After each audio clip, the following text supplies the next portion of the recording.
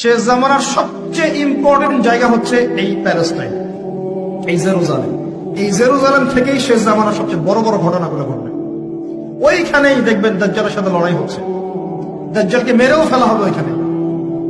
ওই জায়গাগুলোতেই ঈসা আলাইহিস সালাম আসবেন, ওখানে ইমাম মাহদী, সবই ওখানে। শেষ জামানার বড় বড় ক্যারেক্টার সব ওখানে, সবই ওখানে।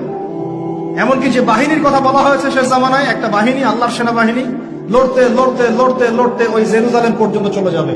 পৃথিবীর কোন শক্তি ওদেরকে দমন করতে পারবে না। এটাও হাদিস আসছে। এমনকি এমনও হাদিস আসছে যে লাতুকাতিলুন্নাল ইয়াহুদ, তোমরা ইহুদদের সাথে যুদ্ধ করবে, নবীজি বলেছেন। এমনকি কোন ইহুদ যদি, ওদের কোন যোদ্ধা যদি এই পাথরের বা গাছের পিছনে গিয়ে লুকায়, গাছ এবং পাথর কথা বলা শুরু করবে, ইয়া মুসলিম, হে মুসলিম, হে মুসলিম সৈন্য, আমার পিছনে একজন লুকিয়ে আছে, আসো একে হত্যা করে যাও। গাছ এবং পাথর কথা বলবে। গাছ পাথর কেন কথা বলবে? কারণ আল্লাহ পাকের জড়বস্তু দীর্ঘদিন ধরে এদের জুলুম দেখতে দেখতে অতিষ্ঠ হয়ে যাবে।